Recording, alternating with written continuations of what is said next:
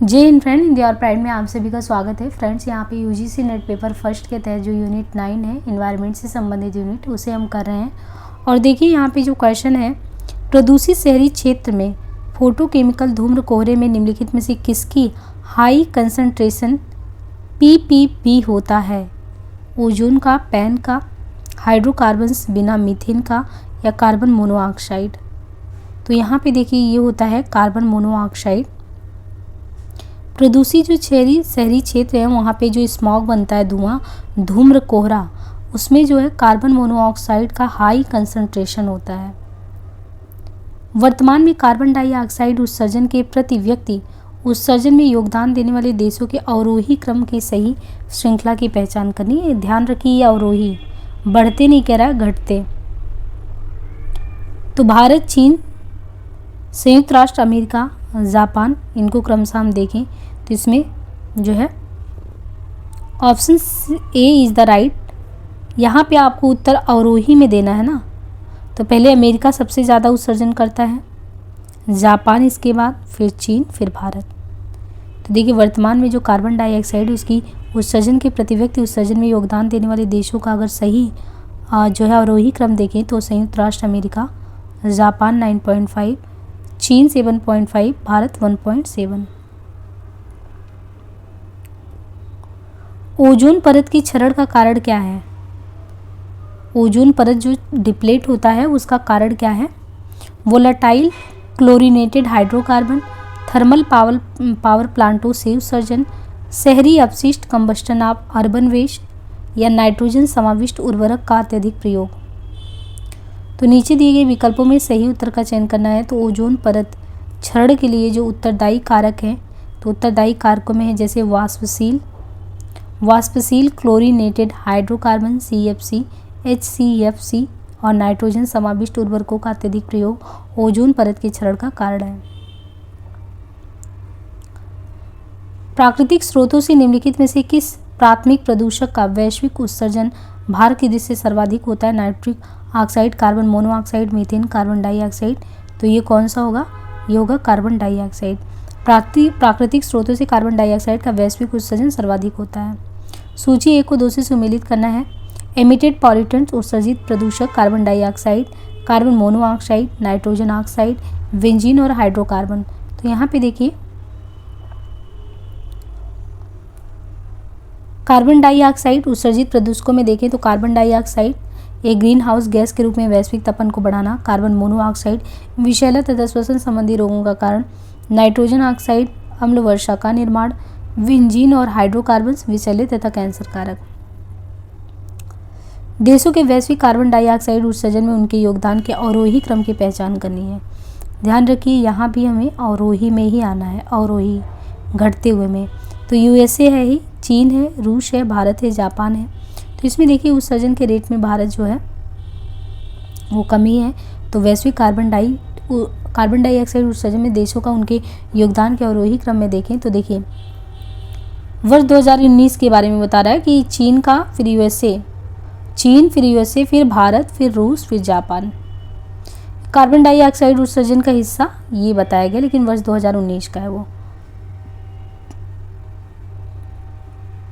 कोचीन अंतर्राष्ट्रीय हवाई अड्डे को निम्नलिखित में से किस श्रेणी में संयुक्त राष्ट्र का चैंपियन ऑफ द अर्थ दिया गया था? तो ये तो करंट होगा उस समय का, 19 का। ये देखिए करंट इस तरीके से क्वेश्चन आता है कि चैंपियन ऑफ द अर्थ पुरस्कार UN का सबसे बड़ा पर्यावरण पुरस्कार जो है, ये उद्यमिता भविष्य दृष्टि श्रेणी का पुरस्कार कोचीन अंतर्राष्ट्रीय हवाई अड्डे को दिया गया। इसके अलावा यह पुरस्कार अन्य 5 श्रेणियों पॉलिसी, लीडरशिप, कार्य और प्रेरणा, विज्ञान और नवाचार में प्रदान किया गया। वर्ष 2018 के चैंपियन ऑफ द अर्थ पुरस्कार के अन्य विजेता कुछ इस प्रकार हैं: Narendra Modi, Emmanuel Macron France, वियॉन मेबो और असंभव खाद्य पदार्थ, जयहिंद सिंह ग्रीन ग्रामीण पुनरुद्धार कार्यक्रम।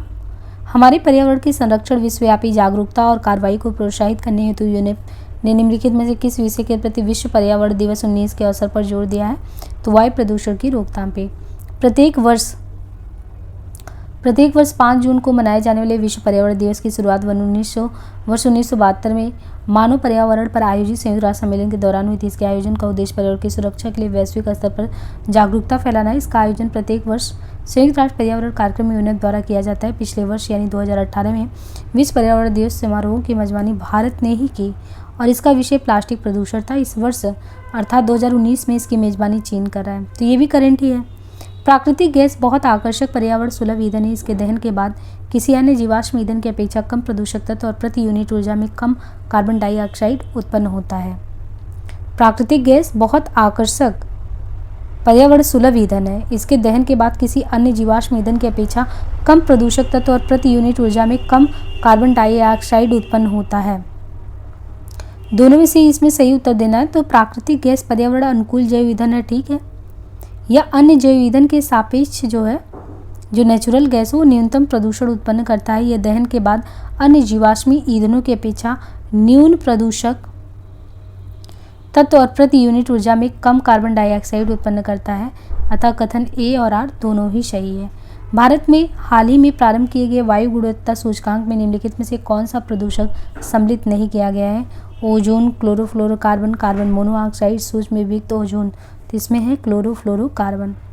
जो CFC होता है क्लोरोफ्लोरोकार्बन, ये एक कार्बनिक यौगिक है। इससे समताप मंडलीय ओजोन गैस O3 का विनाश होता है, जिससे सूर्य की परावैंगनी किरणें अत्यधिक मात्रा में धरातल पर पहुंचती हैं, जो गोरी चमड़ी के लोगों की त्वचा पर विशेष रूप से हानिकारक प्रभाव डालती है। ओजोन की अधिकता से कैंसर जैसी भयंकर बीमारी का जन्म भी होता है। निम्नलिखित में से कौन सा आवाहनजन्य प्रदूषक है? क्लोरोफ्लोरोकार्बन, हाइड्रोकार्बन, कणकीय द्रव्य, कार्बन मोनोऑक्साइड। तो इसमें से कौन सा है? क्लोरोफ्लोरोकार्बन, CFC एक आवाहन जनित प्रदूषक है। क्लोरोफ्लोरोकार्बन एक उत्सर्जन एयर कंडीशनर और फ्रिज या रेफ्रिजरेटर के द्वारा होता है। यह वो गैस है जो ओजोन परत के क्षय के लिए उत्तरदायी है।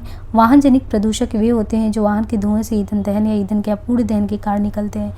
कार्बन डाइऑक्साइड, कार्बन मोनोऑक्साइड तथा हाइड्रोजन वाहन जनित प्रदूषण है। वाहन जनित प्रदूषक का मानव जनित स्रोत है। अन्य मानव जनित स्रोत निम्नवत हैं, जैसे धुआं उगलती औद्योगिक चिमनियाँ हैं, ऑटोमोबाइल या मोटर वाहन है, घरेलू दहन, बढ़ती जनसंख्या, वन विनाश, कचरा निपटान, अनियंत्रित खनन, रेडियोधर्मी अपशिष्ट। वायु की गुणवत्ता का प्रमापन करने के लिए प्रयुक्त किए गए एक विशेष प्रमाप PM 2.5 है। यह सफिक्स में लिखा अंक 2.5 प्रदर्शित करता है। 1.0 सेंटीमीटर यह हवा में उपस्थित औसत अदृश्य कण। एक निश्चित इकाई में अदृश्य कण का आकार, सल्फर और बाइट्रोजन के ऑक्साइड का संकेंद्रण या 2.5 मीटर क्यूब में उपस्थित अदृश्य कण का संकेंद्रण। तो यहाँ पे हमें देखना है कि वायु की गुणवत्ता का प्रमापन करने के लिए प्रयुक्त किए गए प्रमापन PM 2.5 वायु की निश्चित इकाई में उपस्थिति सूक्ष्म आकार का अदृश्य या संदिग्ध कणों के आकार को प्रदर्शित करते हैं। इसका आकार 2.5 माइक्रोमीटर के लगभग होता है। अति सूक्ष्म आकार होने के कारण PM 2.5 कण आसानी से हमारे शरीर के अंदर चले जाते हैं और हमारे लीवर, फेफड़े आदि को प्रभावित करते हैं। PM 2.5 कण डीजल वाहनों आदि से कार्बन कणों के साथ भी निकलते हैं, जिनसे कैंसर तक होने के खतरे के साथ साथ खांसी, जुकाम आदि समस्याओं से लेकर अस्थमा और दिल से जुड़ी बीमारियों तक होने का खतरा होता है। निम्नलिखित में से किस प्रदूषक को भारत में वायु गुणवत्ता सूचकांक में शामिल किया जाता है? तो ये है सल्फर डाइऑक्साइड। भारत में राष्ट्रीय वायु गुणवत्ता सूचकांक NAQI, इसके तहत कुल कितने प्रदूषक आते हैं? 8 पॉल्यूटेंट आते हैं। PM 2.5, PM 10, sulphur dioxide, ozone, carbon monoxide, ammonia हो गया, नाइट्रोजन हो गया, PB यानी सीसा हो गया।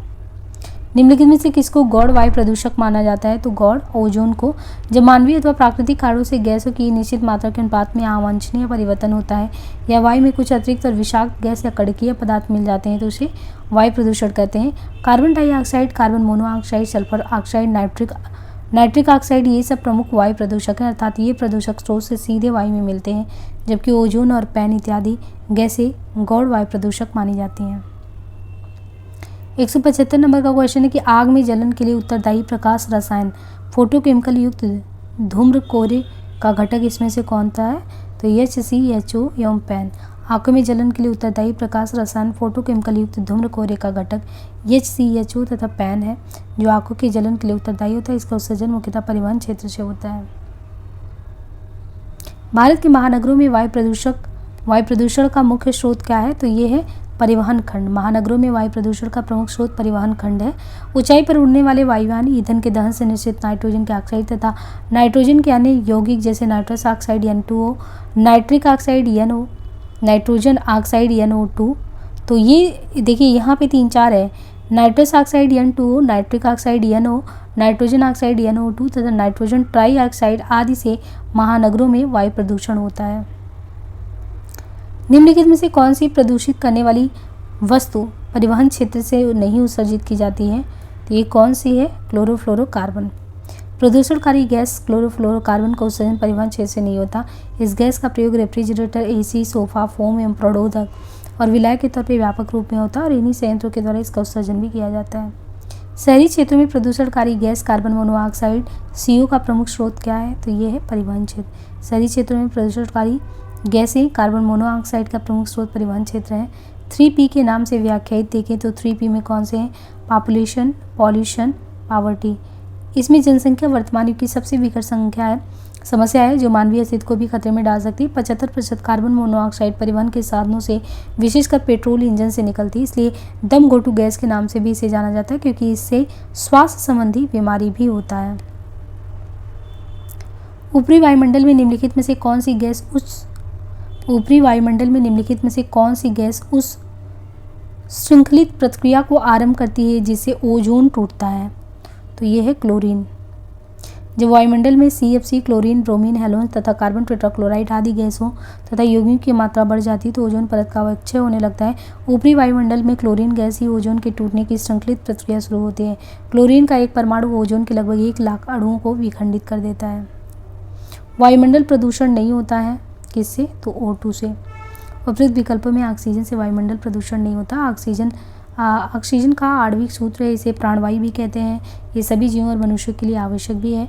वायुमंडल प्रदूषण जब शुद्ध हवा, धूल, धुआं, विषैली गैस, मोटर वाहन, मिल और कारखाने आदि की आड़ प्रदूषित होती है तो उसे वायु प्रदूषक कहते हैं। उर्वरकों से रासायनिक गैसें जैसे CO, carbon monoxide, sulphur dioxide, methane इत्यादि खतरनाक गैसें निकलती है और वायु में मिलकर वायु प्रदूषण का ये कारण भी बनती है। तो आज के लिए इसे यहीं पे एंड करते हैं। मिलते हैं नेक्स्ट पार्ट में। धन्यवाद।